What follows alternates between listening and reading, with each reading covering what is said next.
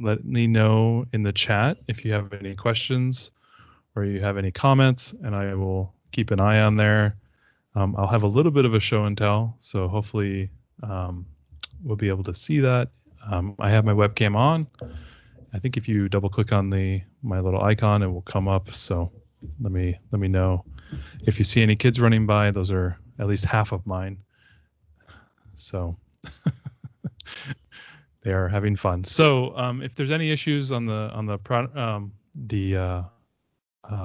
slides, let me know. I'm watching the chat as well. So today we're going to talk about podcasting, why this is important, and if a few of you guys joined on before we actually started, you might have heard me and Diana talking a little bit about her audiobook editing and whatnot, and what she's doing for that. There's a lot of analogous over, Mr. Blaine. There's a lot of overlap between podcasting and audio booking. So if you have interest in both, it's good to listen. It's good to hear a lot of the things we're going to be talking about. But I will be focusing mainly on podcasting. But do know that there's a lot of carryover there, and so there's a lot of the same gear, the same editing process, a lot of the same thinking applies. Now, some of the tools and some of the software stuff and whatnot, and the hosting and the marketing side of that, maybe doesn't apply as much, but it does carry over. So do keep your ears out there, and I'll try to make sure to point out where it does overlap. Whoever just joined, if you wouldn't mind muting, I think it's Tanya who just joined. I'll go ahead and mute you for yourself. Cool. So we'll just go through, what is podcasting. I'll talk a little bit about, how it works and all the gear and equipment and whatnot that is needed. So let's go ahead and starting. What is podcasting? So very simply, it's on-demand radio. So these are basically digital audio files that are available, via the internet that get downloaded to most often somebody's mobile device, and that new files are pushed out automatically to consumers. So this happens automatically. For me, for example, it happens every morning on my podcast feed, where it automatically downloads in the background, and then it automatically downloads through the day as well. And anytime I just trigger, check to see if there's any new podcasts, and I've got kids running around, so I'm sorry about that. You'll be able to see, whenever a new podcast comes, it will appear in your feed, it will download and be available for you to listen. So it's supported on all modern mobile platforms, so iOS and Android, but also you can listen to podcasts on your computer, whether it's your PC and Apple. I know Apple supports podcast feeds onto your laptop. I think there's some tools on the PC that does that as well, or you can just view it through a Chrome browser or your Firefox or Edge, whatever you end up using. You can just bookmark the podcast feed and just listen through your browser if you feel that's more convenient. So it's a great way to get access to audio. We'll talk about what type of genres are in podcasts, but you can pretty much get it wherever you are at, whether it's your mobile phone or on your desktop computer, whatever you use most often. For me, it's mobile device because I'm with the kids all day long, and I can listen to it through Bluetooth headphones. Makes it a lot easier. So why does podcasting matter? So number one thing, the most important thing that happened was there are no more gatekeepers in audio. You have the ability to kind of circumnavigate the big radio, big media. There was probably no chance that any of us could ever get on the radio, even if we wanted to. It's very hard to do that. So what's happened is there's kind of been this, kind of cliche term of democratization of radio, which means anybody, anywhere can publish audio, whether it's through YouTube in a YouTube feed or through a podcast feed. You can produce audio, push it out, and it can get to anybody, anywhere, at any point of the world that they have an internet connection. And that's, such a huge advantage over what, people used to have to do, or own a big radio station, have to buy a FCC license to, own, one frequency of the airwaves in a given area. It's very challenging. So, but now people, have internet everywhere they go, whether it's your phone or whether it's your computer, they have access to any type of audio, whatever that is. Why it also matters is that it leverages found time. So this term found time. So a lot of times we would have time in our daily life where we wouldn't be listening to anything, or maybe we're listening to the radio, whether it's NPR or just music. You're going out to go for a walk. You're going out for your commute. You're going to mow the lawn, whatever it might be. You either listen to music or you can actually listen to podcasts. And podcasts are great because you can listen to musical podcasts, but you can also listen to the news. You can listen to entertainment. We'll talk about what other type of podcasts there are out there. So people found that leveraging audio is a very unique medium of for you to engage with. It's not reading where you're completely locked into what you have to do, your vision. Whether you're watching something, whether it's like on TV, you have to sit and watch it. Audio is different. You're allowed to do other things. You're even allowed to think about things while you do that and listen to your podcast. So that's why I think it's so widely popular nowadays, is that people are using it to do, during any time. So like if I'm making breakfast or I'm making dinner, I can listen to a podcast while I'm doing that. I can even have it in one ear, so I'm keeping an ear out for these kids that are running around behind me and making noise on my talk. You can find that new time. You can leverage that time to expand your experience, whether it's listening to audiobooks or whatnot. It's also low cost to create, and it's also nearly free to consume. All you need is an internet, access. You can even get internet if you don't have it at like McDonald's. You drive by in the morning, sync all your podcasts. So it's so cheap to get access to this audio. That's why it matters. Okay, and then to create it, we'll talk about how much it costs to create decent audio, but it is a low cost to create it. So you don't need a huge huge studio. You don't need an enormous, radio company that helps produce your audio. You can do it inside your home, like the room that I'm sitting in the chair behind me, just over my head. It is also listener controlled. So what's great about it as a listener is you can re-listen to the audio. So like, oh man, I really liked that podcast, or what was he talking about? Okay, good. So Lori says you can't hear the kids, so that's good. So you can re-listen to it like, oh, that person had a really interesting idea. I wanted to hear that again. You just scrub back a little bit and re-listen to it. You can't do that on radio. Or if you're like, oh, I heard this great thing today on NPR or whatever, but I can't find it, right? But if it's on your phone and you can just go back and re-listen to it, it's right there for you. You can also speed it up. Like, for example, I listen to my podcast at 1 1/4 speed. I find it, I can't tell the difference, and I can listen to more podcasts because it crunches down the time. And these are really cool features that people, find with podcasts. The fact that you actually have the audio on your phone or on your computer, you can do these really cool things. And really, podcasting is really analogous to self-publishing in that it is radio's self-publishing. And we'll talk a little bit about why that's so important coming up. So podcasts, number one, let's look at the stats. Stats always matter because stats don't lie, as long as they're not lying with the stats. 75% of the U.S. is familiar with podcasting, so it's very widely understood now. Maybe it wasn't so much the point maybe about 8 or 7 years ago. There was one big podcast that kind of really brought in a lot of people to the podcasting world, and that was Serial. It was a really popular spin-off show of This American Life, which is a popular NPR show. It got a lot of new people into podcasting that maybe otherwise wouldn't. And I think the pandemic has even exacerbated that, not in a negative way, but it has grown podcast listenership because we have a lot of extra time nowadays. Half of all U.S. homes are podcasts. Somebody in that house listens to podcasts or enjoys them. About 1.5 million podcasts are out there, and about 500,000 are active. And we'll talk about what that means, what's happening to those 1 million podcasts and why they failed or why they didn't succeed. Basically, that's 34 million podcast episodes. So it's a lot of content out there. It's crazy. They also cover the whole globe, all the languages, and then listenership goes from 12-year-old to 55. It's about 75% of all listeners are in that age range, and women and men are split evenly and across all demographics across the board. So Tony's not in there. So you're on the bell curve. You're at the end of the bell curve. Okay, so great.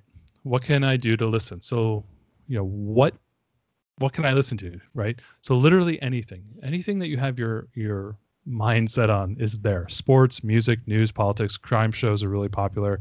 Audio dramas is something I enjoy, which is basically movies for your ears. I always like how that's presented. Interview shows that last 5 hours. I have a podcast that once in a while drops once a year that's 20 hours long, and I'll listen to every minute of it. If you want to learn a language, you got it. My favorite is the history of homebrewing with the Inuit, which doesn't exist, but that would be a great podcast if it did. But the key is that they have podcasts that cover nearly every topic. So anything that you're interested in, if I want to learn something new, I'll do some YouTube searching, I'll do some Google searching, but then I'll see if there's a podcast about it, because if somebody's presenting that information in a nice serialized format, I like that. I like that consumption medium. I like the podcast as a consumption medium, and I enjoy the serialized formatting of learning something new. So literally there's everything out there under the sun is available. So as of, about a couple months ago, the biggest podcast in the world, Joe Rogan Experience, is probably the most popular.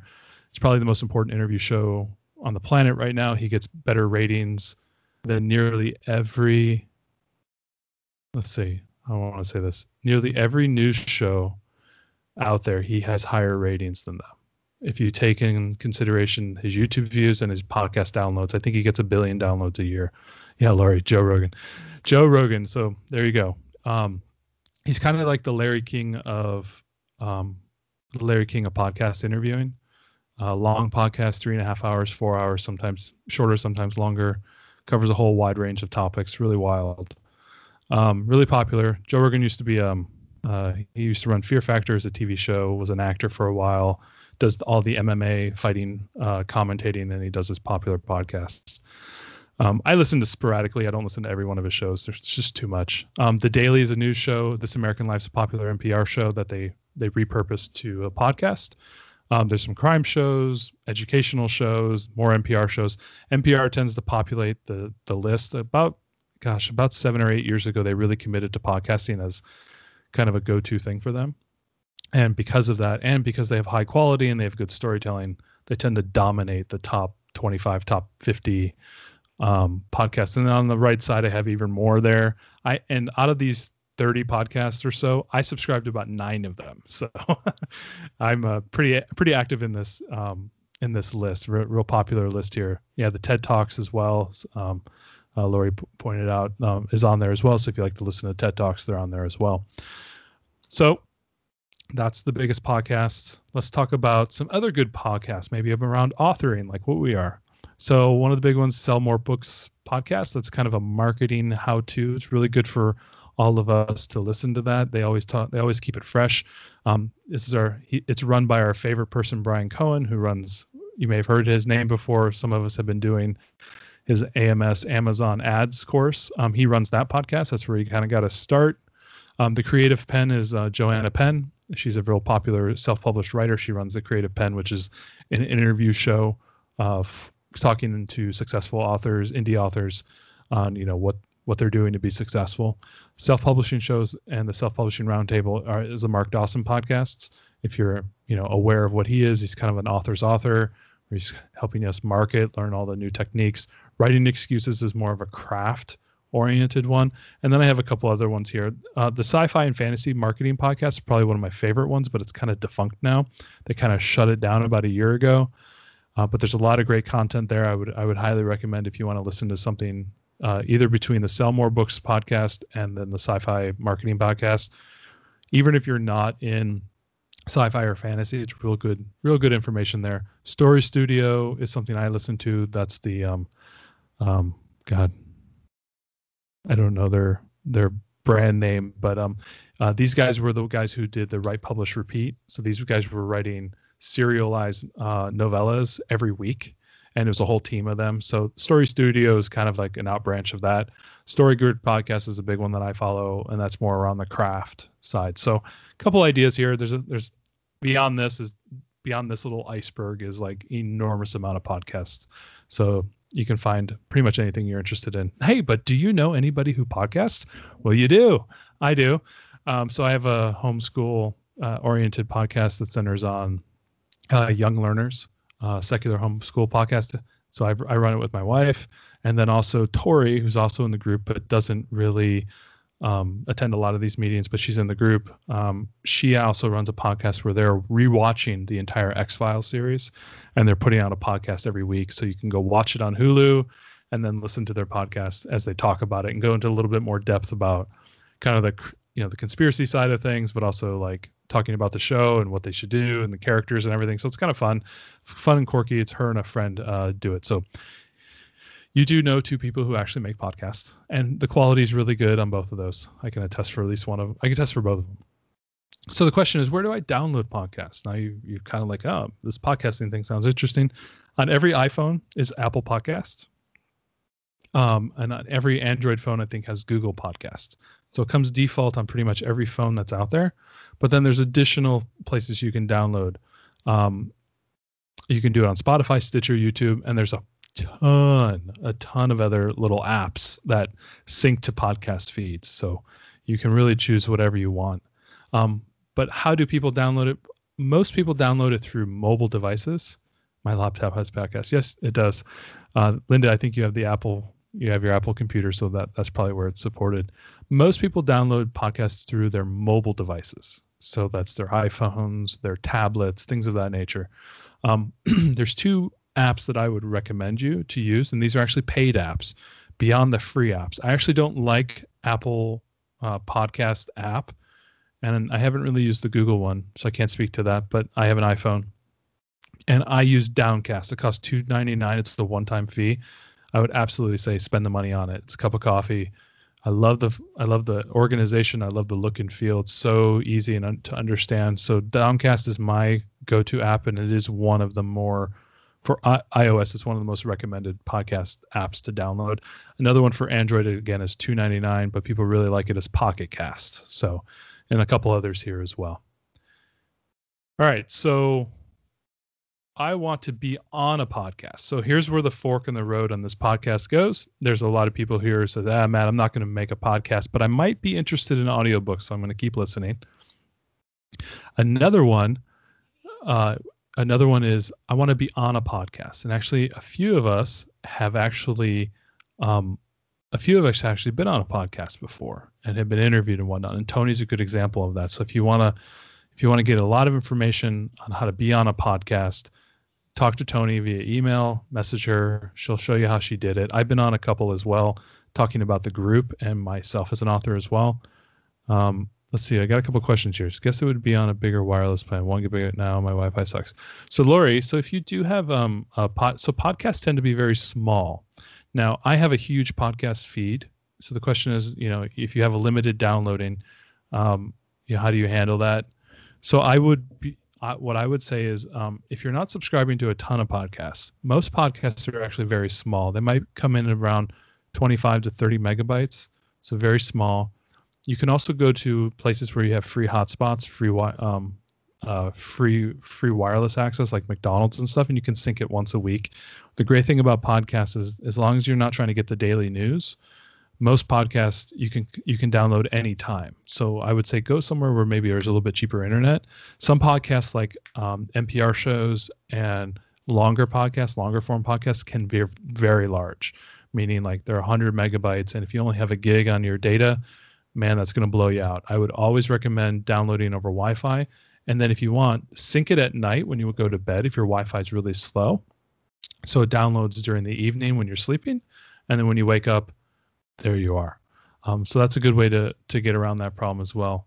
Matt mentioned a fork in the road. Yes, the fork in the road. Okay. So we'll go back to it. I want to be on a podcast. So one of the first things you do is understand what you're trying to do. So like, for example, Tony was trying to promote herself as an author, and she needs to go out and find interview shows that focus on authors. And the question is, there's a lot of interview shows, and there's big ones and there's medium ones and there's kind of small ones. I would focus on it first, going small and medium, because the big ones like the Mark Dawson show and whatnot, they're Creative Pen. They're looking for people who are successful and they're doing it, they're making a lot of money, and they want to have those people turn around and tell their listeners, or which are mostly authors, what they need to do to become more successful.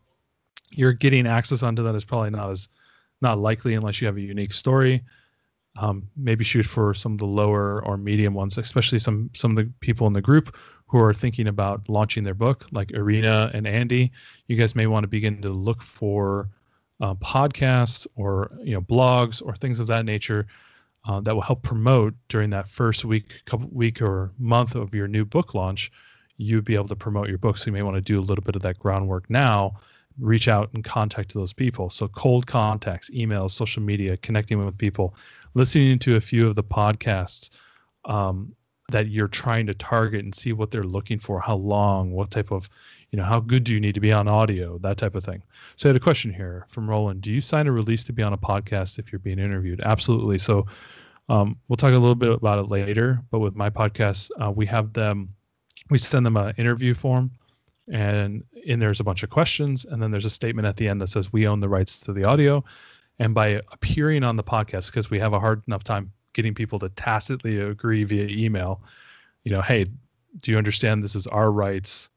This is a release form. Do you assent to that? By them just showing up on the Zoom call, we have that as a block text in the back, is an agreement that you agree to those things. So you don't have to necessarily sign something. We just kind of have like a, if you appear, you basically are agreeing to this, and nobody's really had any problems with that. So Tony says she connected with an author groups on Facebook. So that's another good way as well.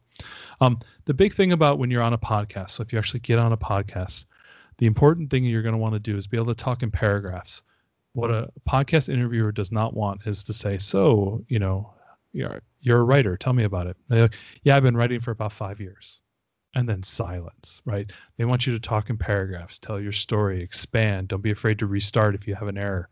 The big thing is they're going to do editing on that podcast. I do it on mine, where I'm going to take out a lot of the breaks. If you made a mistake, you just say, oh, I'd like to restate that. Can I do that? And they'll say, no problem, go ahead. And what they're going to do is delete that out of the podcast and make it sound like it's just free-flowing, nonstop all the way through. Do think about having something... let's make sure you have your bio down. So like your history, the backstory, who you are, focusing on your latest work. So don't maybe focus on a book series you're not going to do anything about, or books you don't care about. Focus on maybe what your latest thing is, what you're trying to promote now. Some of us have larger catalogs than others. So another thing to do is think about giving away something for free when you get onto this podcast. Say, hey, listen, you would do this in the back end with the interviewer. Just say, hey, listen, I'm willing to give away a free book to your listeners if you want, and we can share the emails as a promotional thing. And they will probably jump on that to be able to kind of share email subscriptions. If people are interested in what you're writing, they can then also build their listenership if they're trying to do an email list. So Irina, the best way is to prepare what you want to say, write it down, practice reading aloud because they don't want to mumble. Absolutely. If you are new to audio and you don't really feel you're going to be nervous, make sure you have notes in front of you. I would not say don't script what you're going to say, but definitely have very big font, clear notes in case you get lost. But what you're going to find is once you get into the interview, you realize this isn't live. Podcasts are not live. Now, some are. Some will have a live feed. And if your interview is doing that, like, for example, Sierra does a live Facebook interview show. And so if you do make mistakes, it does get captured because it's a live show. Most podcasts are edited in the back end. So be aware that you can kind of restart and make errors, and do check with them before you do that. But you're going to find that you're going to realize I'm not talking to 5,000 people. I'm talking to one or two other people. And it's just a conversation. And once you kind of get into it, you realize it's just a little conversation between two to three people. And you end up calming down and relaxing, and you just answer the questions as if you're sitting at a table and you're just talking to somebody. So you will calm down, but if you are a little nervous, do make sure you have notes. You're not going to be on camera, so you don't have to worry about what you look like or what you look like when you're talking, things of that nature.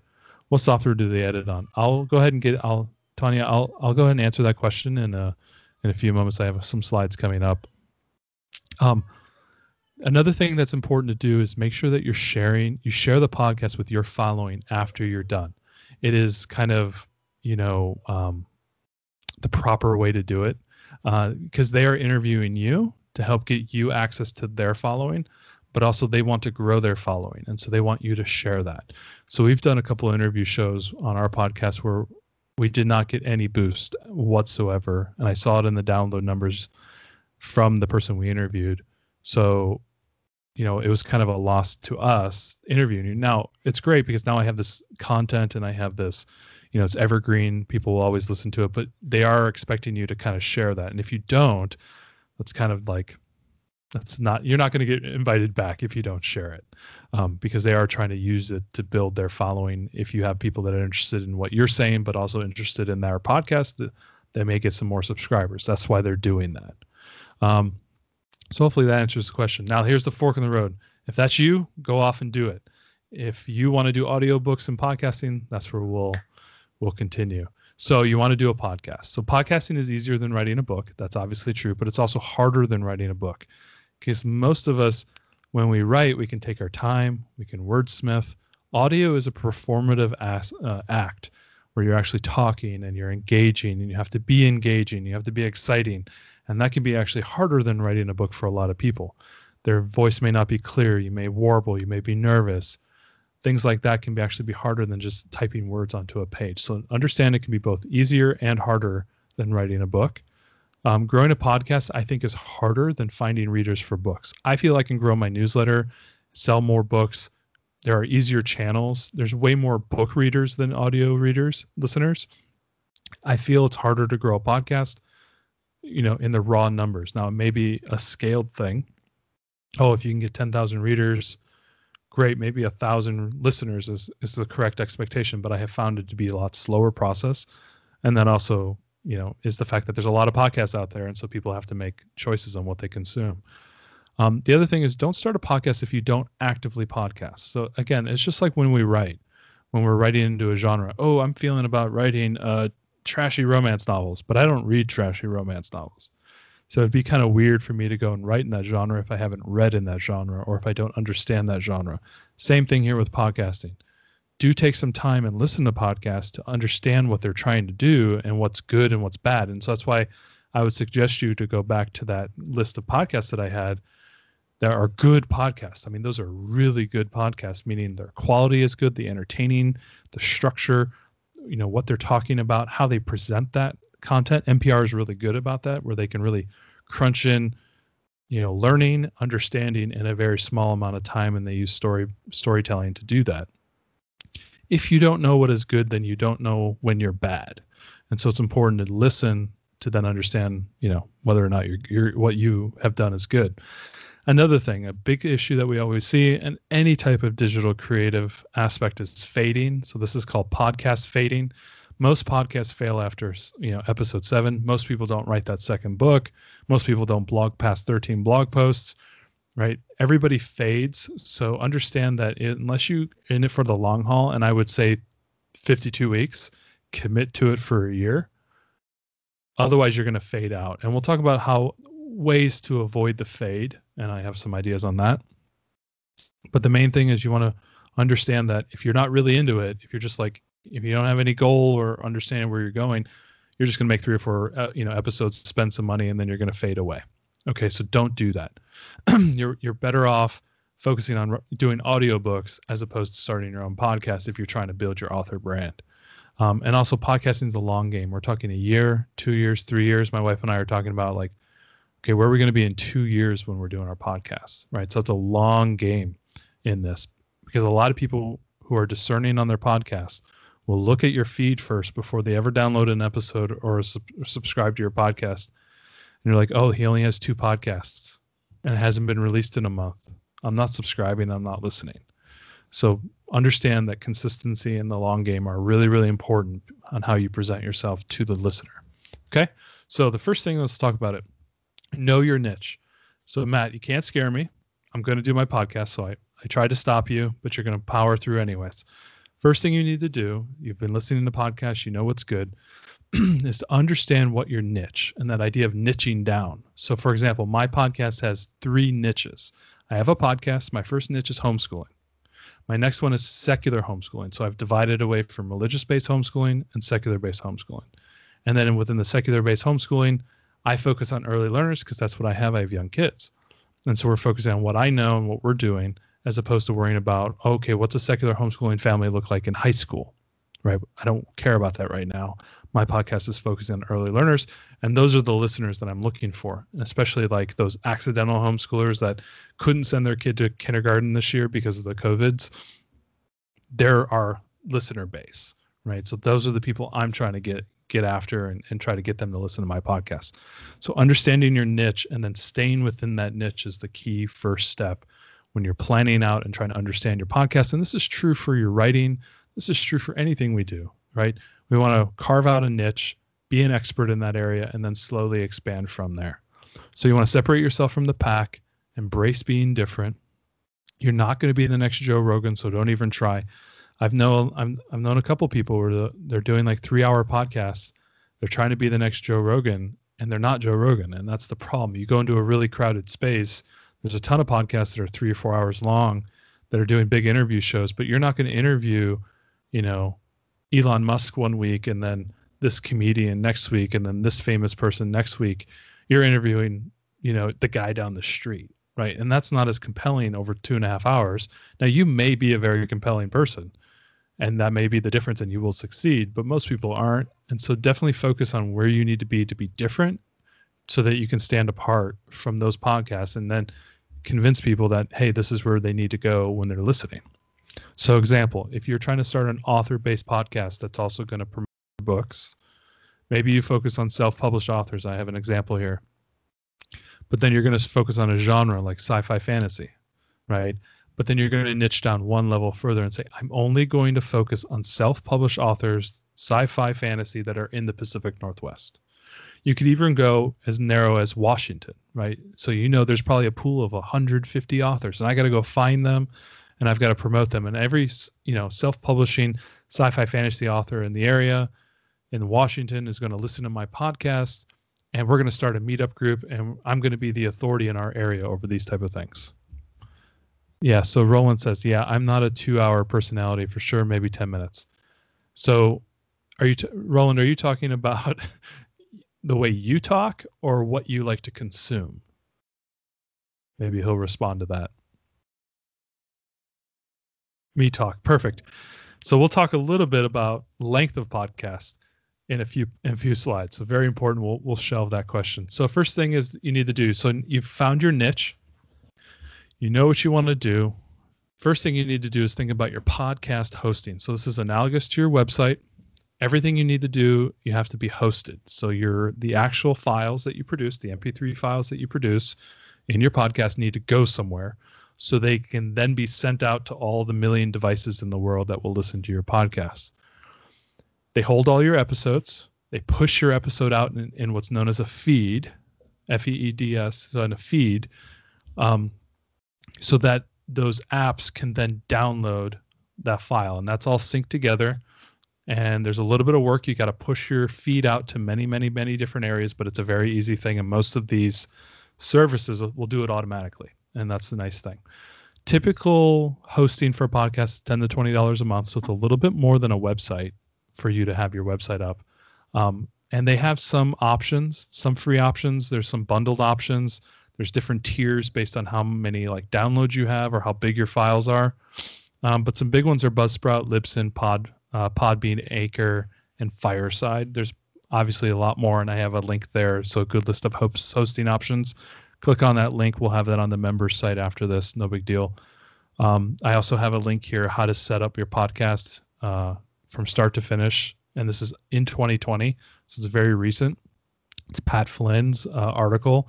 It's a 10,000 word article. It's a great place to go. Read it from top to bottom. If you have any questions, let me know and I can answer them.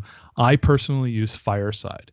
And why? Because it gives me both a website and my podcast feed and the hosting. So it kind of get both for, in one, and it's about $19 a month. I did the math. I said, well, if I had my own website, that'd be about $8 or $9 a month. And then I have to pay for the hosting on say Libsyn, and that's $10 a month. Okay, well, it's about $19. I might as well just go with a one-stop shop. I do feel like I'm kind of running into the limit of what is capable with their website tools. So I may end up going to my own website eventually. So it's kind of up in the air, but initially make a decision. I know Tori, I don't know if they actually run their website. They just use Anchor as their website, just the feed from Anchor as their website. So you don't have to have a website to start. It is podcasting. Most of the marketing is done on social media. So it's not necessarily that you have to have a website. It doesn't provide you anything more than what you already have. So, all right. Gear misconceptions. So you have your niche. You understand what hosting company you're going to use. Now let's talk about the gear you need to have. So can I use my computer to record? Absolutely not. What I'm talking about is I open up my laptop, I hit record, and I start talking at my laptop. That is an absolute no. Do not do that. You will not get any listeners. You'll have bad audio. Can I read into my overpriced MacBook? Absolutely not. Not even with your iPhone headphones. That is a no-go. Don't do that. Can I speak into my iPhone headphones? No. Do you need $1,000 in preamps, microphones, and gear, very similar to what you see here? No, you don't need that. So how much are you going to spend? Probably $200 to $300. And again, this is true if you're going to try and do audiobooks as well. And I'll have a little bit of show and tell here in a few minutes on the gear. But you're looking to spend about $200 to $300. You would spend the same amount of money for doing audiobooks as you would for a podcast. So if you want to do it as kind of both of them, that's a great thing. So let's see. I do regular websites. I have GoDaddy. Sorry, work with these. Yes. So you can have your website hosted on GoDaddy, and you can just add a new, website underneath your existing hosting. Absolutely fine. You're still going to have to load your files onto the hosting site, but then you can link like a blog post all your new episodes. So you can do it that way if you want. It's not a big deal. A website like my Fireside, it's just I make the post and it pushes out the audio as one thing. So it's no big deal. You can absolutely do it. You still would have to have two separate things. So hopefully that answers that question. All right, recording gear part 1. All right, so audio quality is equal to copy editing for your books. So if you have comma errors, misspellings, and whatnot, people are not going to like your book. Roland's going to give you a 1 star and chastise you. Audio quality is the same thing. Okay. If you have bad audio quality, the only way to overcome bad audio quality is this. Number 1, you are an expert on the content. You're just an amazing, you're the expert. All right. That's number 1 way. So Tanya, if you want to turn your webcam off, that'd be great. No problem. If you are the person in that content field, people will forgive you. Number 2, if you are so compelling, you are so entertaining, people will forgive you, but they will immediately crowdsource a Kickstarter to get you a new microphone, which would be nice. But understand that most of us are not those two things. And therefore, we need to have good audio quality right up front. And there's a minimal amount of purchasing that is necessary to get yourself there. So if your audio sucks, people will not listen. That's so true. I have four links here on suggested microphones. The top 2 are less than $100. You're actually looking, if you're on the webcam, you're actually looking at the second one right here. I'm actually using the second microphone, the Audio-Technica one, the RT2100, is this microphone. The one in the image here is this microphone. And I have my little scrunchie that goes on top of it. Hopefully that didn't hurt you guys' ears. But it's less than $100. Great place to start. It does sound good. Thank you. My first few podcasts, I was speaking on this podcast, on this microphone. What the foam cover? Is it like a pop filter? Yes, we'll talk about that. I will do that. So another one you can get is the Blue Yeti. That's about 1 or 2 ticks higher. And then if you go a little bit higher than that, you get this really, really, really heavy thing, the Rode Procaster. And this is probably, you can see it here. It's on a suspension thing. So if it shakes, it doesn't have any residual sound. It's about $250 for one of these. We have 2 of them. And it's probably the limit of where you'd want to go. Okay. I would tell most people, if you're trying to do audiobooks as well, stop at the Blue Yeti. It's probably as far as you need to go. Blue Yeti does a great job. The Rode Procaster is just a little bit further. But after theirs is you got to start spending $1,000 on a Sennheiser or Sennheiser or whatever it is, or super fancy microphones. And it's not necessary for podcasting unless you're Joe Rogan, right? Or you're some super fancy person and you want to have the most perfect audio ever. $100 on a microphone, $130 on a Blue Yeti, $250 on a Rode Procaster only if you want to kind of bump yourself up a little bit. Next thing is the extra gear. So a boom arm. So I have I have my thing on a boom arm here. Well, I won't touch it too much. It's basically an arm that's connected to my table that kind of comes up and then holds the microphone. Why it's really good is that if I'm on my laptop, I can type, I can move stuff, I can talk, I can move my hands around. Most of these mics come with a little 3-way, hopefully you see it on the webcam, little thing. But the problem is is that sits on the table, and then now you're bending over and having to speak into that. A boom mic allows you to lift it up and down, lets you to adjust it, get that nice distance from your face, and allows you to have a little bit more freedom. It's really nice if you're in a chair sitting next to those bookshelves behind me. You can kind of position it into the perfect spot so you can be comfortable and have that conversation. Next thing is a pop filter, and I have a pop filter over there. But the big problem when you're talking into a microphone, you get the or the s, and what the pop filters do is they capture that, and they pull that, and they pull those pops down.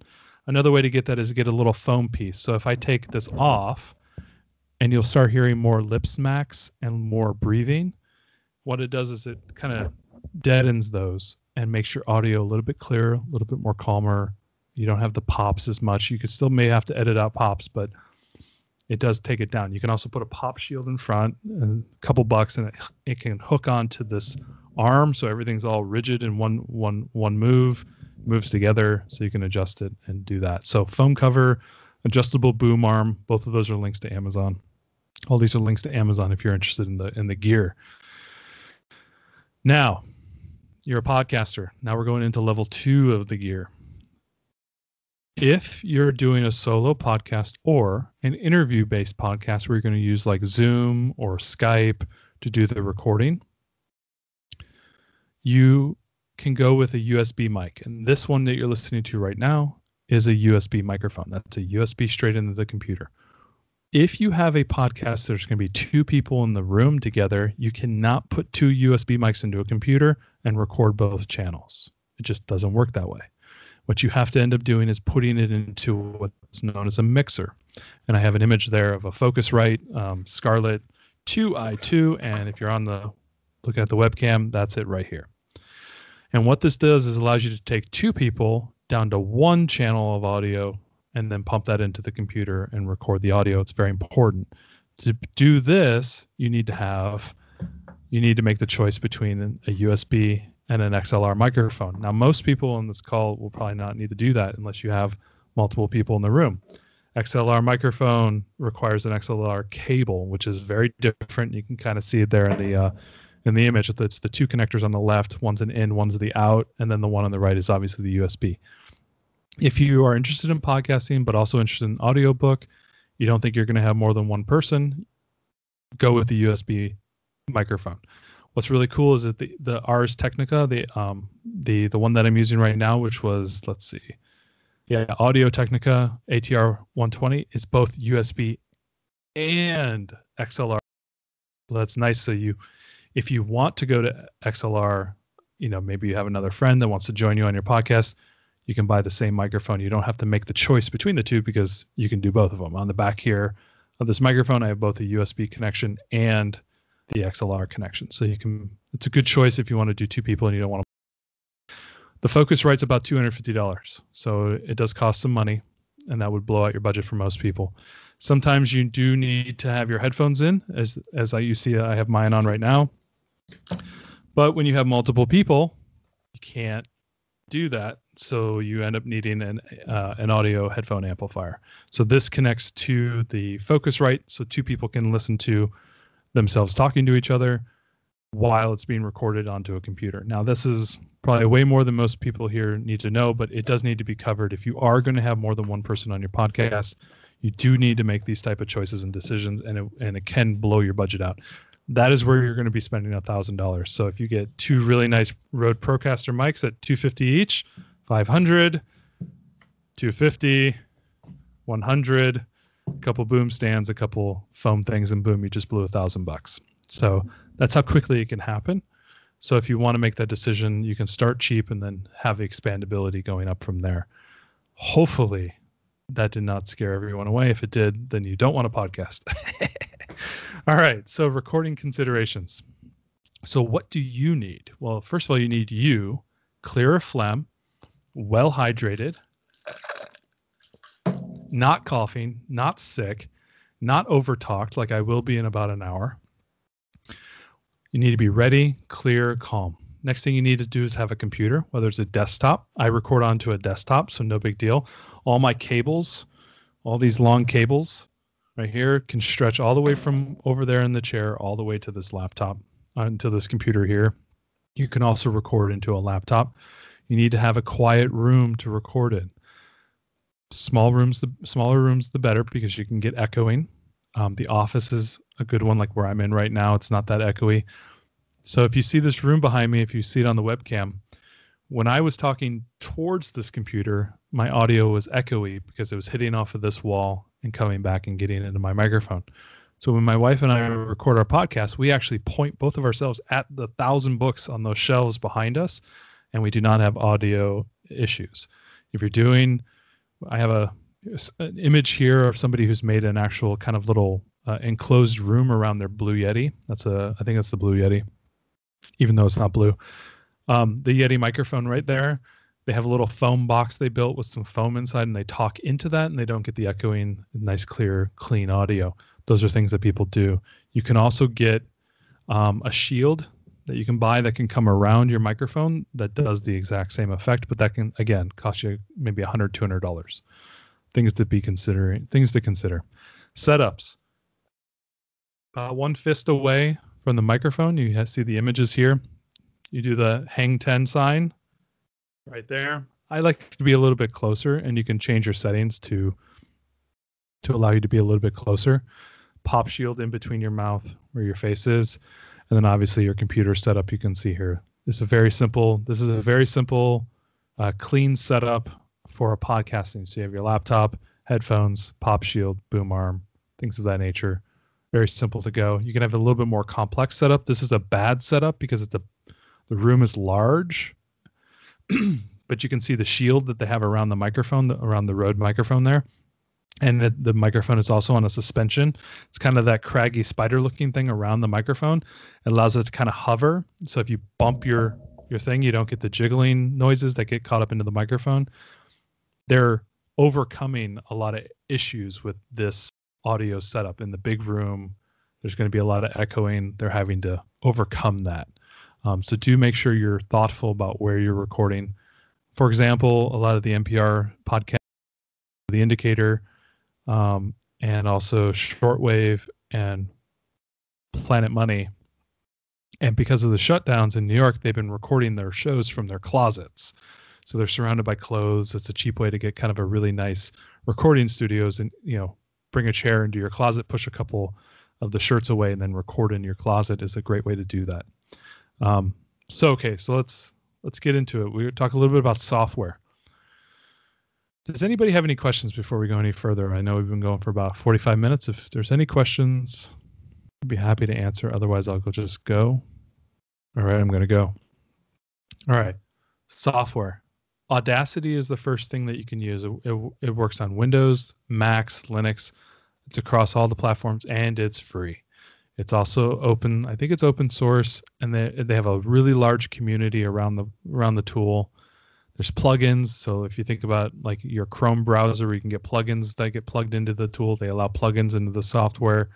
There's a huge forum. So if there's ever a question, you'll probably get an answer within an hour or so.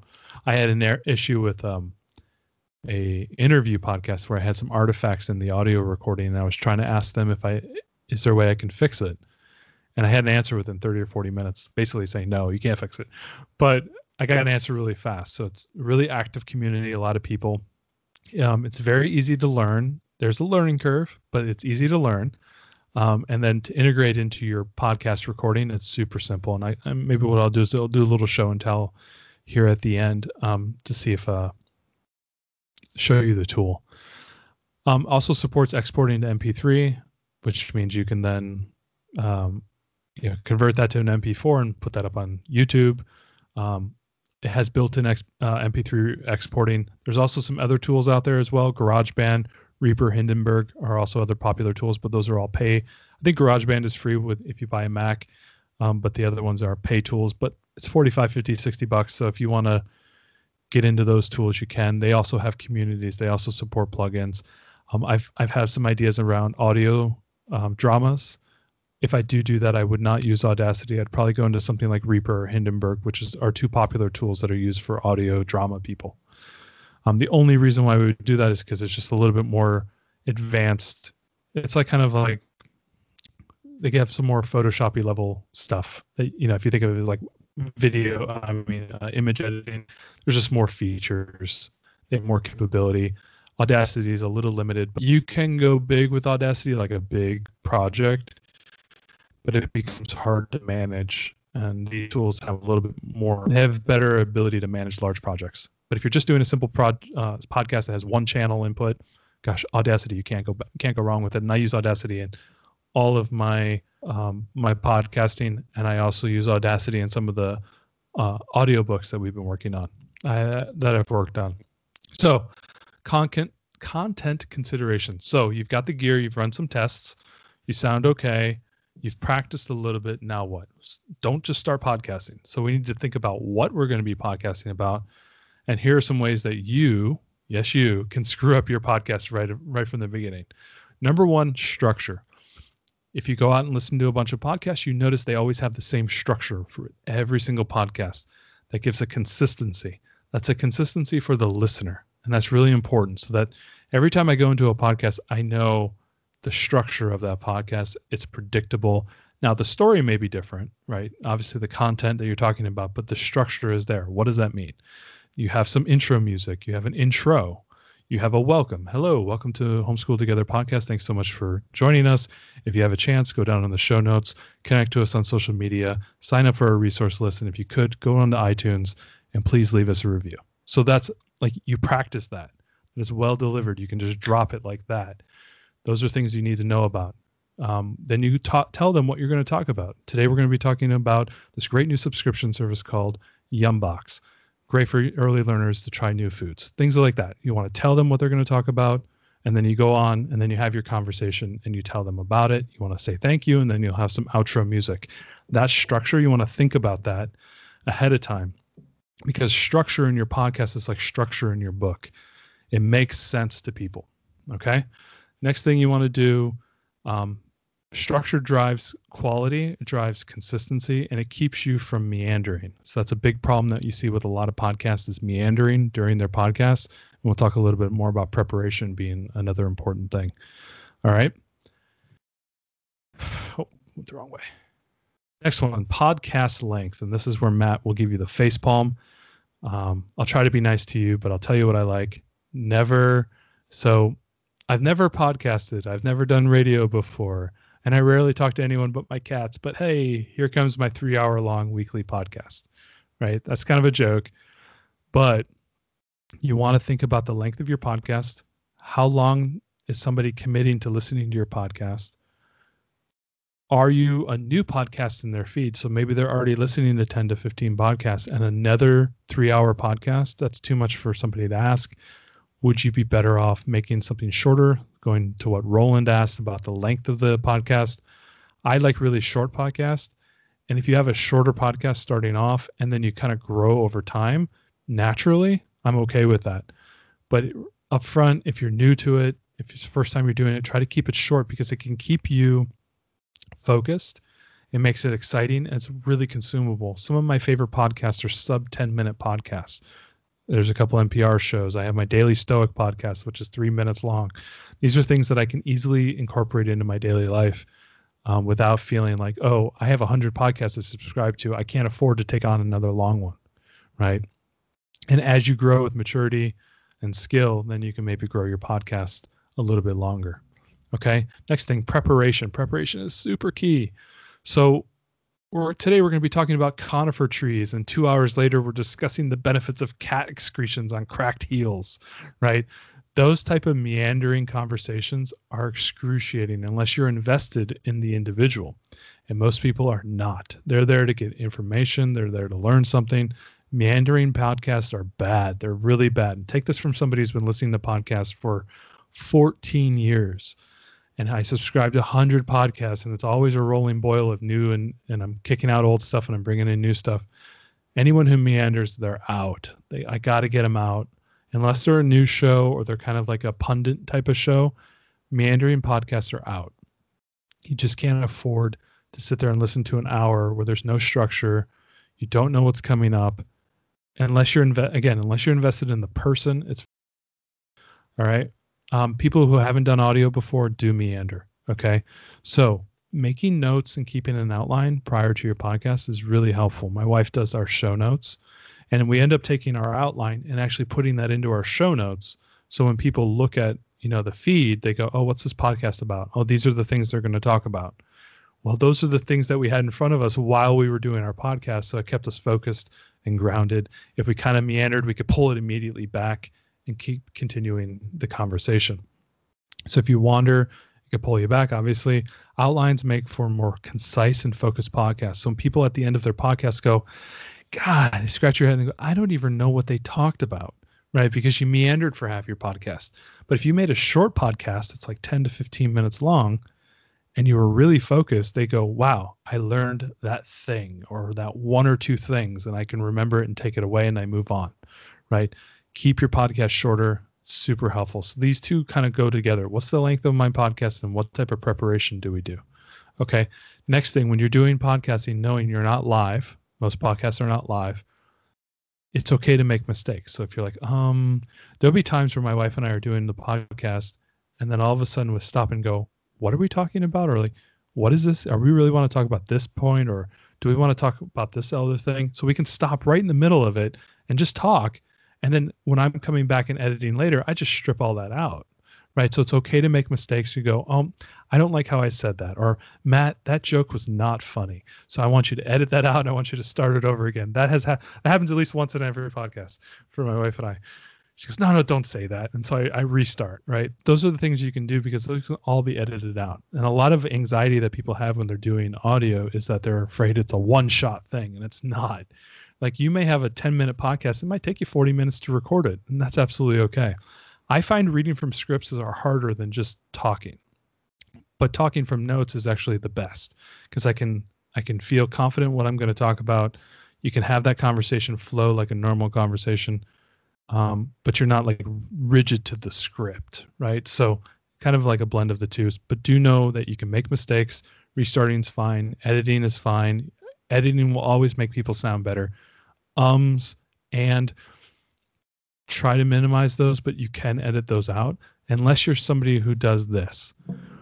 We went to the store and we did this other thing. If you're using words that are important within the grammatical context of what you're saying and you're drawing them out like 2 or 3 seconds, that cannot be edited out. So do be aware if you have a tick and it's like drawing out and the, long words. So we went to the store, don't do that. You prefer to do ums because you can edit out ums easier than drawing out normal words. And that's like kind of wonky, but when you get on the editing side of the house, which is this guy, that's a pain in the butt to edit. You can't fix those things. And I had an interview where the person we were interviewing drew those words out, and it was very hard to clean that up. So that's mistakes are okay. So post-processing, this is now I've recorded my podcast. I've got my content done. So I have to clean it up. So not just editing out the mistakes or editing out ums or doing all these type of things. We have to make it sound good. And there's a couple things that we can do to do that. You can always learn more. Post-processing is one of those things like, storycraft. You can always get better. You can always improve your writing. There is a limit of how much time and effort you want to put into it. So, getting a decent microphone, knowing what you're planning for to talk about, you can only go do so much, right, before you start to waste time. Post-processing is a very similar thing. You want to have a nice recipe that doesn't take a lot of time, that you can apply in bulk after you've done your editing of the audio, that doesn't take a ton of time, and you're not pulling a bunch of levers because you can spend a lot more time than you want. So there are going to be people on the internet that always question you, the actually you're doing it wrong. Obviously, this is one level of recipe that you can take. There are other people who say other things, but this is what I do for my podcast. So first thing I do is do normalization because my wife and I have, we're on 2 separate microphones. So we have 2 different talking levels. Normalization brings, both of us up to the same level. Compressor takes care of a little bit of maybe like if I walked away from the microphone like this and then I came a little bit closer, you'll see those waveforms changing. That kind of helps to alleviate those problems. Then I apply a bulk noise reduction across the board. I do this cool thing called the filter curve that makes everybody sound 20 or 30 years younger. It's kind of like the Photoshop for the voice. Then I hit a limiter, and then I export to MP3. And that editing takes less than, on a 50-minute podcast, will take me less than 5 minutes to run. Okay, and a lot of those are presets. So in Audacity, it remembers what your previous settings are. So it's really just click, do, and I have to wait for it to run through the whole audio. And then I say click, do, and it does the next thing, and then I export. So it's a very simple thing. And then the link there, here's a video of me actually doing an edit of one of my podcasts. It was about 15 minutes long, and I did all the editing. I actually did the full edit, like it was from raw to export. So if you want to see what that looks like, it's right there. So I do a full listen on editing. So when I'm editing, I'm listening and cleaning everything up. And as I move through the podcast, I clean it up.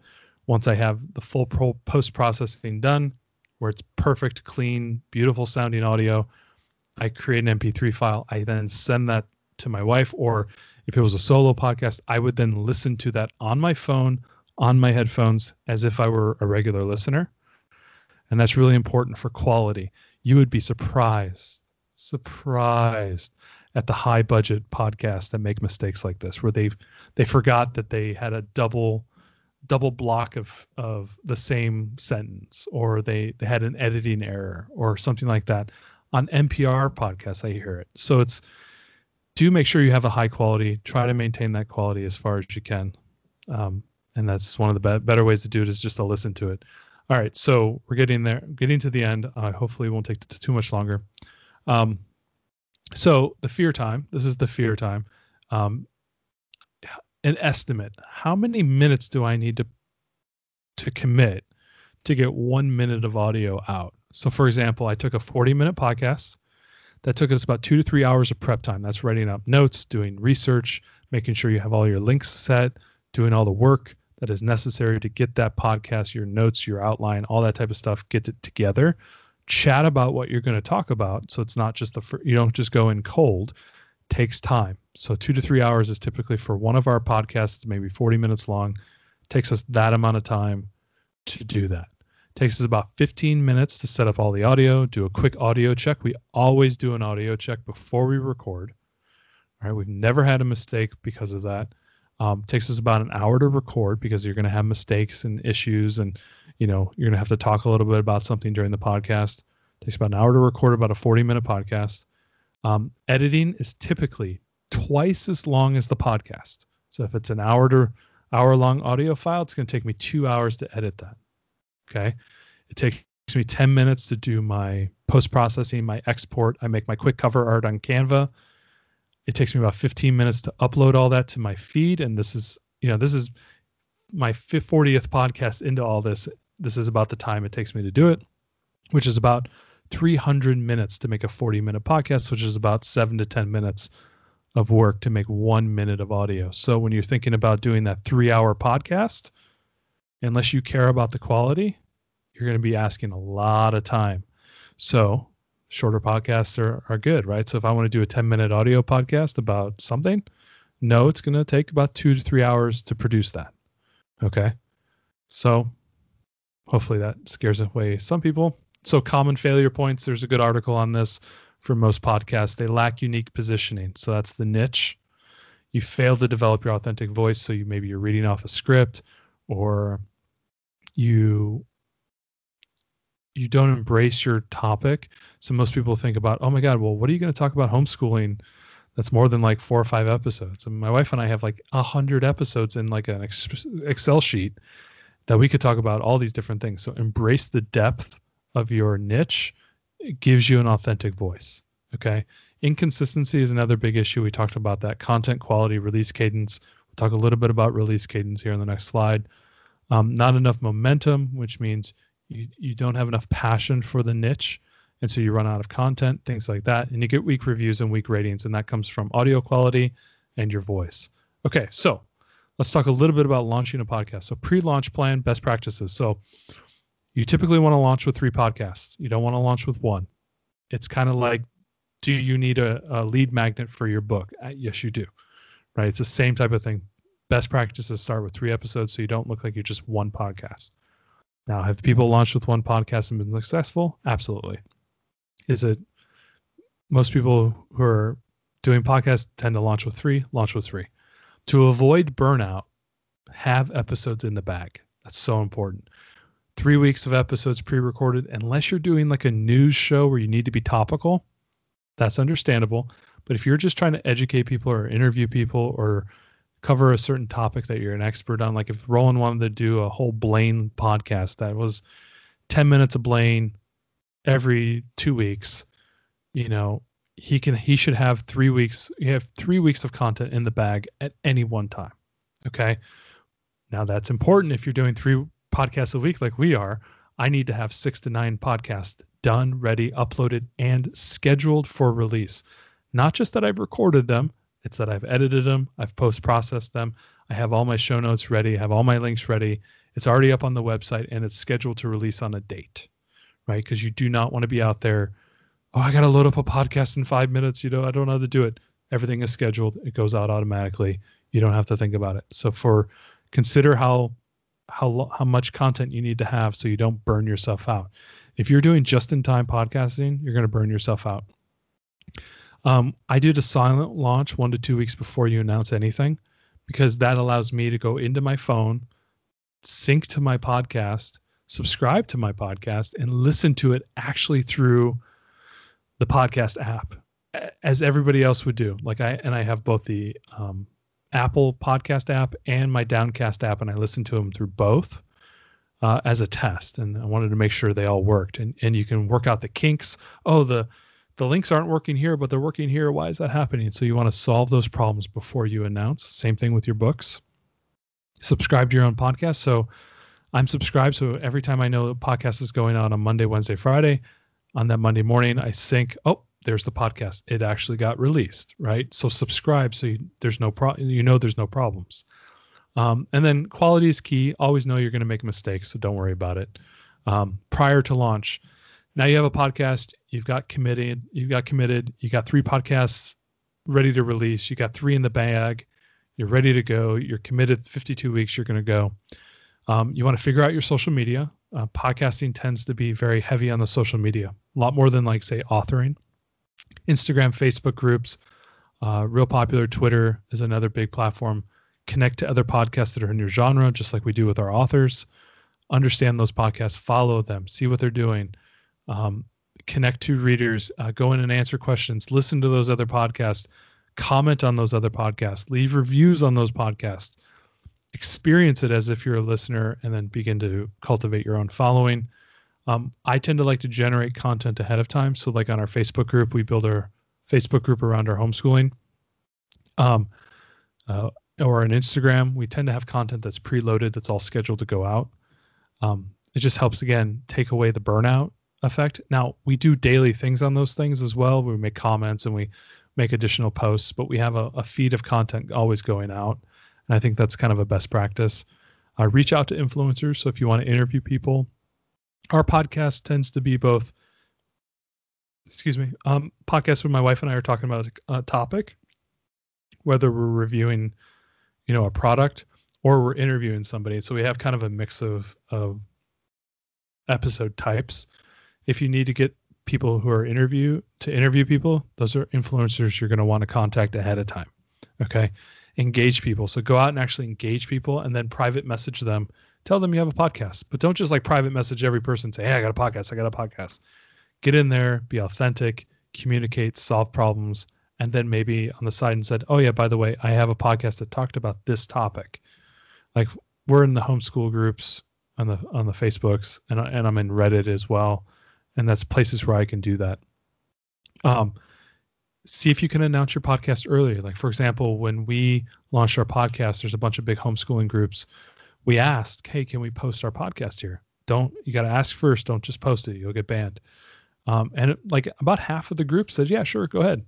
And we had a reach of potential 40,000 people when we launched. That was the work we did up front to be able to, gain some followers. Otherwise, nobody knows you exist, right? Beyond your family and friends.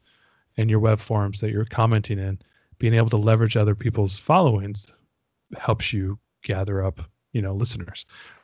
And remember, if you're talking about a certain topic like homeschooling, out of all those homeschooling people that are on those groups, only a small portion of them actually listen to podcasts about homeschooling, right? So know that all of those 40,000, we might have gotten 40 people, right? So understand the numbers you have to get into, that not everybody listens to audio. Not everybody knows what a podcast is.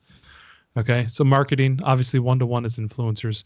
A big thing that we're doing now is we're connecting with other influencers, and we're trying to get them on the podcast so that we can then not only grow our own authority, but also leverage their followings to get people to come to us. These are not necessarily audio people. These are people who are creators, content creators, like doing curriculums, or they're building products, or they're doing things like that they're not audio people, but they have followings who could also be audio people, right? And we're going to do the share to share, let our community know about them. They're going to let their community know about us, and maybe between the two of them, we'll swap some people. Post on applicable Facebook groups, engage your niche, all the basic things we've heard over and over again with respect to our authoring. It all applies to podcasting as well. Okay. Another thing you can do is, since you're running a podcast, go out and get interviewed by other people that may be like a little bit parallel or a little tangential to what you're doing. And then you can bring new followers over into your podcast.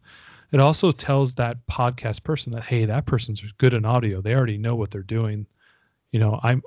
I think in the next year or so, I'm going to go out and try to do interviews on other people's podcasts to hopefully get people to come to us. But I'm not going to go on other homeschooling secular podcasts. I'm going to go on, some other tangential podcasts that maybe I can pull in, that I know communities of people that have a lot of homeschoolers. Maybe I can pull them into my podcast. All right. So monetization is always the big question. I just spent $1,000 on my hardware. When am I ever going to see a return? Probably never. That's just based on the numbers. Making money is very hard in podcasting. Monetization strategies that you'll do is you'll do ad reads in your show. That's only when you get to a certain size. That's only when you get to a certain number of downloads. We like to do affiliate links. So we always link people back to our website to then get affiliate links to Amazon for products that we do reviews. We promote digital content as well, like books and courses and things of that nature. Those are ways that people build up a monetization.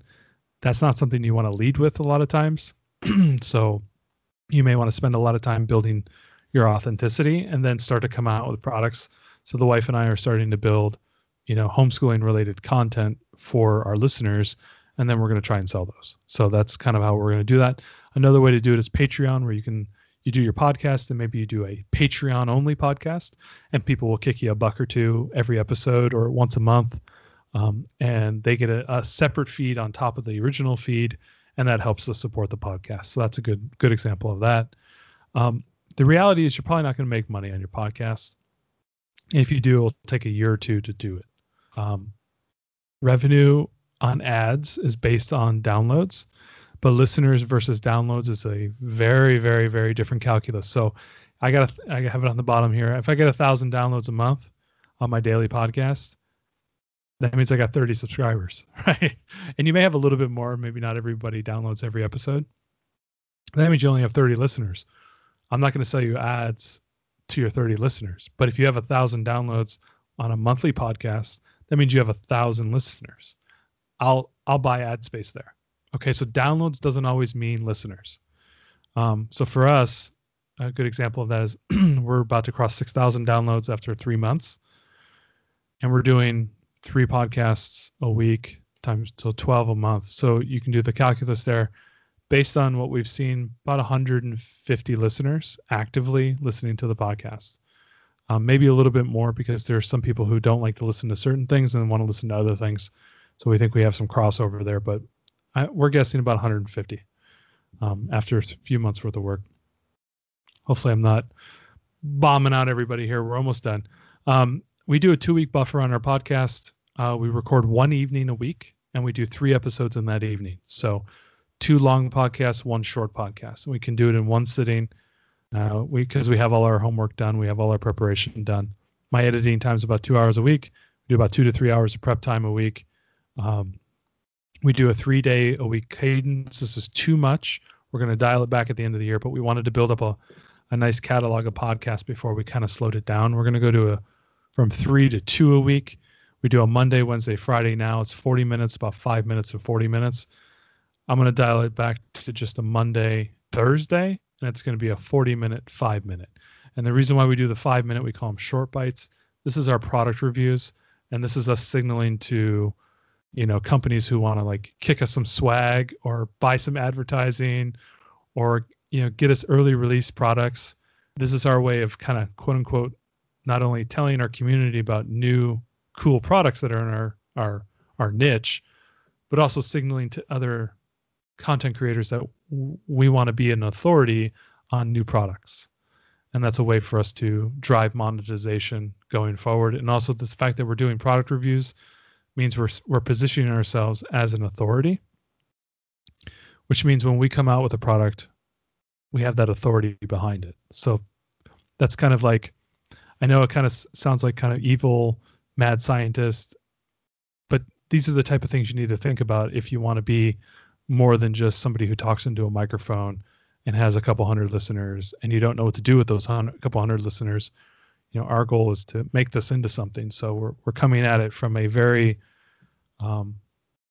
thoughtful manner in what we're doing. Our social posts, we have a Facebook group that we're collecting people into a private group. We have almost 100 people in that Facebook group now. So that's really nice. And we do, we do a post every week in the Facebook group on every episode, and we do one additional post where we kind of get people excited. Actually, and then on top of that, we also do a welcome post. So anybody who signed up to get into our Facebook group, we do a welcome post once a week where we tag those people to draw them back into the Facebook group. When we ask them a question, what got you into homeschooling? Why'd you subscribe? All these different types of questions. And we get them and we start that conversation. Instagram, we do about 3 or 4 posts a week. Same cadence as well. All right, we're almost done. Homeschool Together 3-month report. I have a link there that's to my 1-month retrospective that I posted on Reddit. That's after 1 month, but after 3 months, we have about 5,500 downloads as of today. Actually, let me check. I will give you the real-time data. Let's see. On my phone, go to there, Fireside. What is it? So we're at 5,768 downloads. So almost 5,800, almost 6,000. We have about 50 published episodes. We have 7 5-star reviews on iTunes. Important is there are rankings, and there's kind of like a search thing like on Amazon with our books. iTunes favors reviews, downloads, and all these type of things. But there are podcasts that are ranked ahead of us that have been dead for 3 years. And so there's kind of a black boxy thing. The key is if you want to grow your listenership, you have to go and engage people and pull them in. They're not going to necessarily find it just by searching on iTunes. It's not a promise. So we have about anywhere between 125 and 175 listeners, as I said. 80 members right now. We're getting closer to 100 since I made these slides. Instagram followers, we're over 100, and we have an email list that we're starting to build as well. But that's only been a recent thing.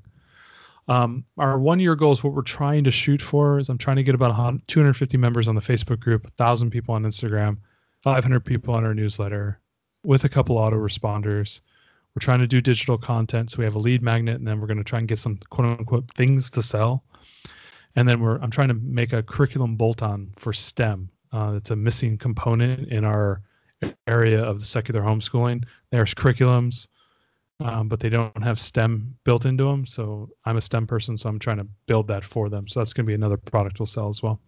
And then we hope to, if COVID is over, we'll go to a homeschooling conference. Boom, here's pictures of it actually in place. So the picture on the left is the Focusrite.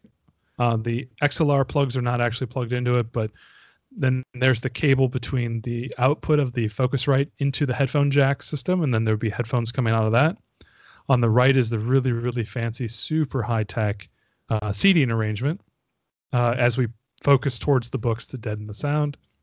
That's kind of what it looks like.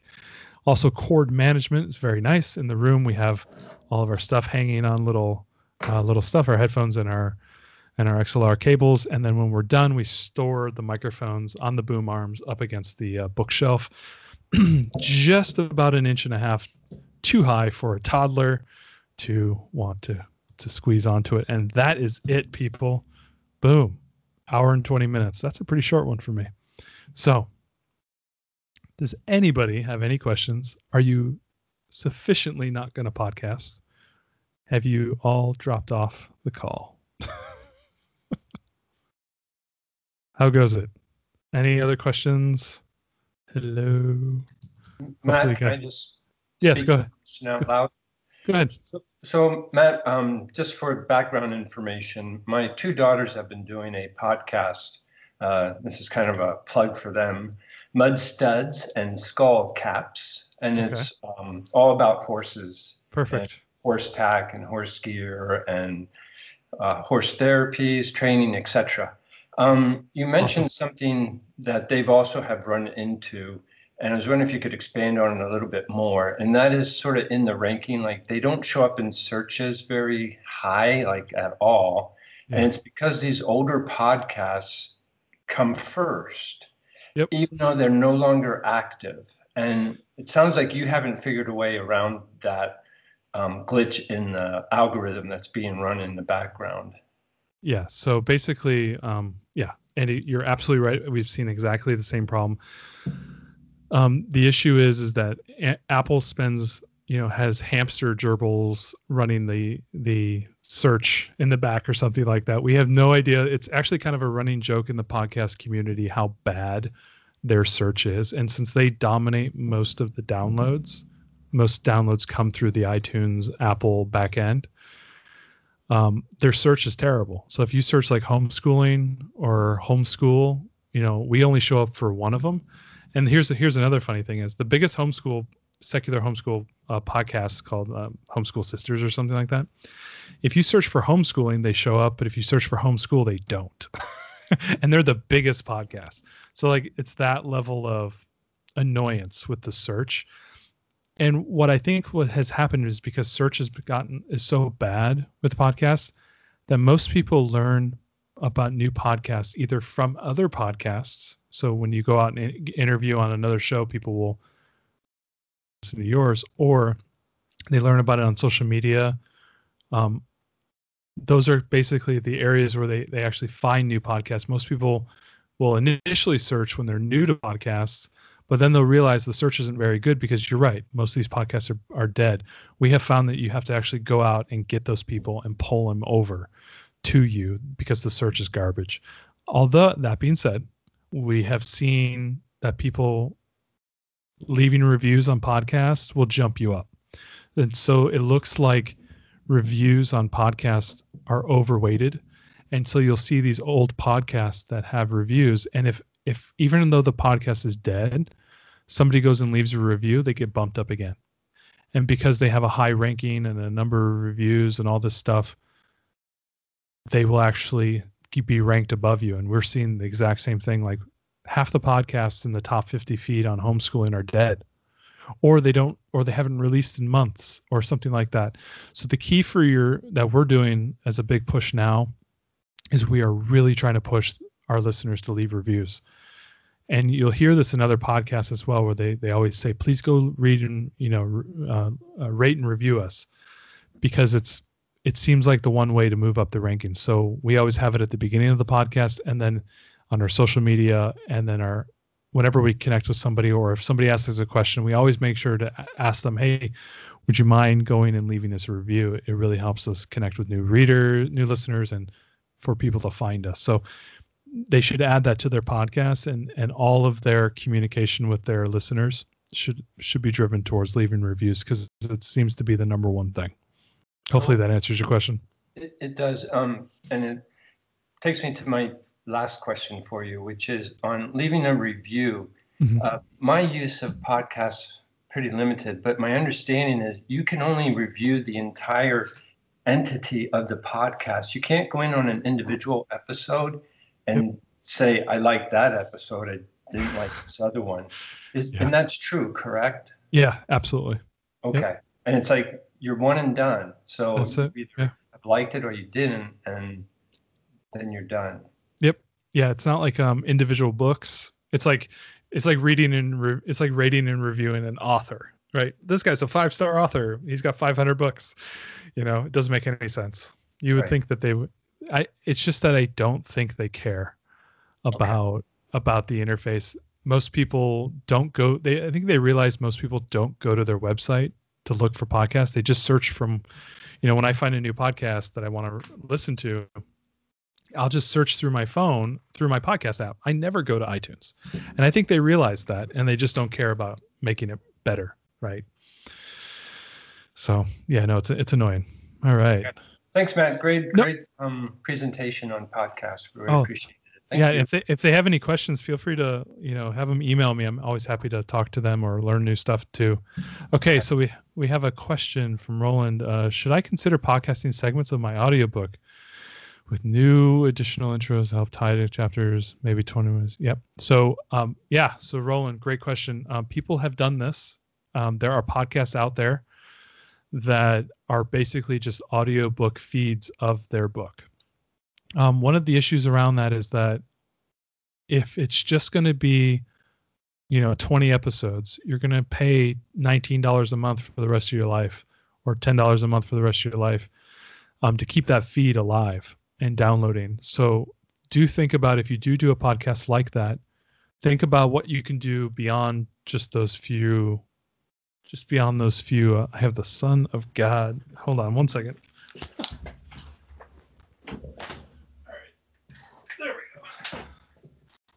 There we go. I'm sorry, I was getting the light. The light was coming, and it's not my time yet. Anyway, so do think about, Roland, if you do that, what is the path after that to make it worth your money and effort to do that? The other thing too is if it's $10 a month, or even if you do the free option, there's a couple options where as long as your podcast isn't certain, you're not podcasting more than a month at a time, once a month, they have free options out there, and that's probably the way you'll want to go. But if you're doing more than that, you'll be paying money for that. And so is it worth your money to do that? And how are you going to then drive listeners that will then buy your book, right? The goal is, if you're doing that, you're trying to get people to buy your book. The question is not necessarily making the podcast. How are you going to go find listeners, and then how are you going to get them to buy your book? And is it worth the time you're going to put into that when you could do other marketing efforts for your book? So those are the kind of things you'll have to weigh. But absolutely, there's a ton of people who've done exactly what you're doing. One of the most famous podcasts out there is the Lore podcast, Lore. And Aaron Mahnke does that podcast, and he actually has a deal now with Amazon Prime. You'll see it in there. It's like a TV show. But he originally, I think, started that podcast just to help sell his books, but then it became this huge thing. So, if you want to make a podcast around art that is similar to Blaine or in that area, then that may be a cool thing that's kind of tangential to your book. That may have a larger listenership, but you can then sell your book to those people. That's another idea as well. And then you can release segments of your book as part of your content flow. That's another way to go. All right, Diana. Okay, doesn't that mean that getting reviewers to review your very first episode is worth long-time reader? Maybe I don't understand the question. That had to do with no one could leave reviews unless they'd listened to the whole thing. It's not actually listening to the whole thing. It's they review you as a complete entity, as opposed to every single episode. Like, oh, this episode is a 5-star episode, that one's a 3-star episode. When they leave reviews, they're saying Matt's podcast is the best podcast on the planet, 5 stars. But it doesn't apply to every single episode. It just applies to the podcast in general, type of thing. Hopefully that answers that. Roland, good point. We've already got a website paid for 3 years on GoDaddy. Yeah, that's true. Okay. Ideas. All right. Yeah. So Roland, just explore the ideas and think about what people want to listen to, and what niche you're trying to go into, and the fact that you're an expert and you have things to sell is already in place for you to build something that's tangent to that. And you can also interview other artists. Like, that's another thing too. If there's a certain style you like, you can interview other artists. That's another great way to to do that.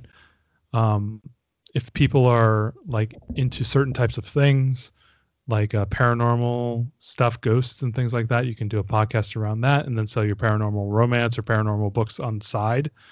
That's another way to go as well. So, all right. Any other questions? Otherwise, I can release you guys into the wild. All right. So what I'll do is I'll go ahead and stop the recording.